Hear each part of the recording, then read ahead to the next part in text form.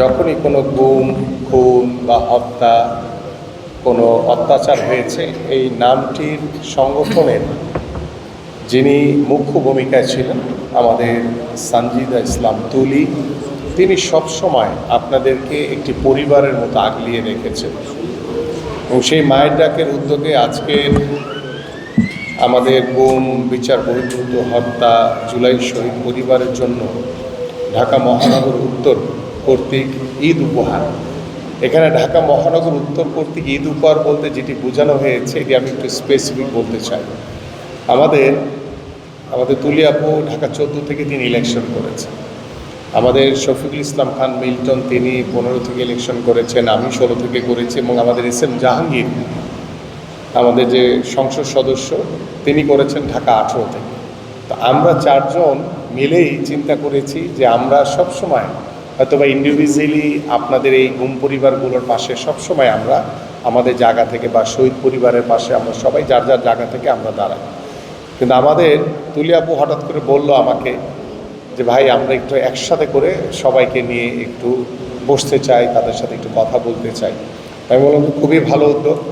পরে আমাদের মিল্টন ভাই, আমাদের এস.এম. জাহাঙ্গীর সহ তুলি আপু সহ আমরা সিদ্ধান্ত নিয়েছি যে আজকে আমরা আপনাদের সাথে কিছুক্ষণ সময় কাটাবো এবং আপনাদের মাঝে আমাদের পক্ষ থেকে সামান্য একটি জাস্ট অংশগ্রহণ। বাট এটি বড় বিষয় না, বড় বিষয় হচ্ছে আপনারা শুনে খুশি হবেন যেটি আমাদের প্রশাসক শফিকুল ইসলাম মিল্টন তিনি কিছু বলার চেষ্টা করেছেন। আমাদের মাননীয় প্রধানমন্ত্রী ইতিমধ্যে আপনাদের বিষয়গুলো নিয়ে ভাবছেন।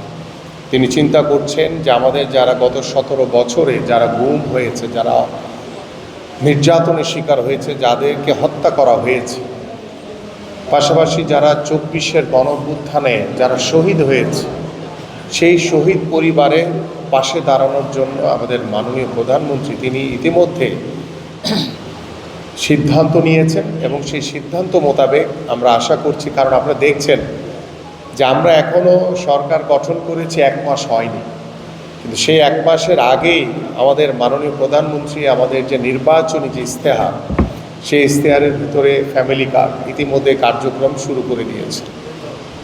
আমাদের ইমাম মুয়াজ্জিন খতিবদের জন্য যেই সম্মানী ভাতা সেটিও শুরু করে দিয়েছে।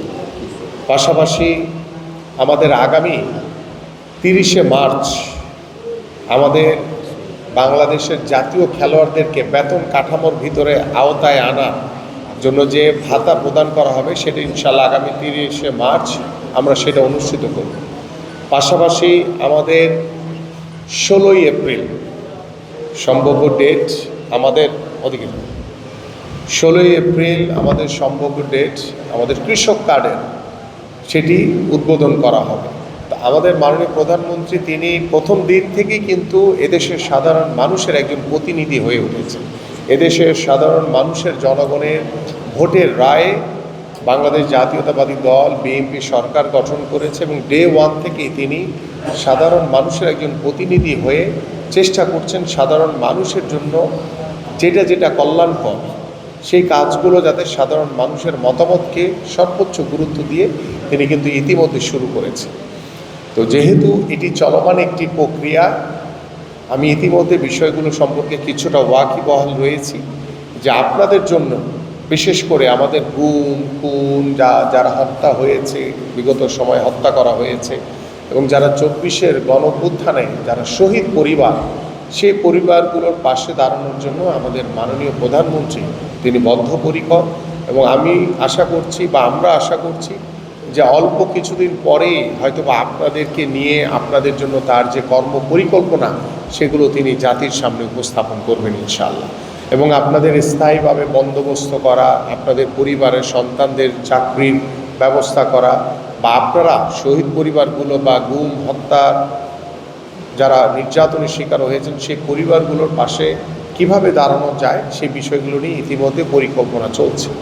সো আমি আশা করি যে আমরা বিগত সময়েও যেভাবে আমি কিংবা আমাদের শফিকুল ইসলাম খান মিল্টন, আমাদের সানজিদা ইসলাম তুলি তো আপনাদের পরিবারের একজন, আপনাদেরকে একদম পরিবারের মতো আগলিয়ে রেখেছি। এবং আমরাও আমাদের জায়গা থেকে চেষ্টা করেছি সব সময় আপনাদের পাশে দাঁড়ানোর জন্য। এবং আমি বলতে পারি যে আপনারা কখনোই নিজেদেরকে একা ভাববেন না। আমাদের মাননীয় প্রধানমন্ত্রী সব সময় আপনাদের পাশে রয়েছেন, পাশে থাকবেন ইনশাল্লাহ।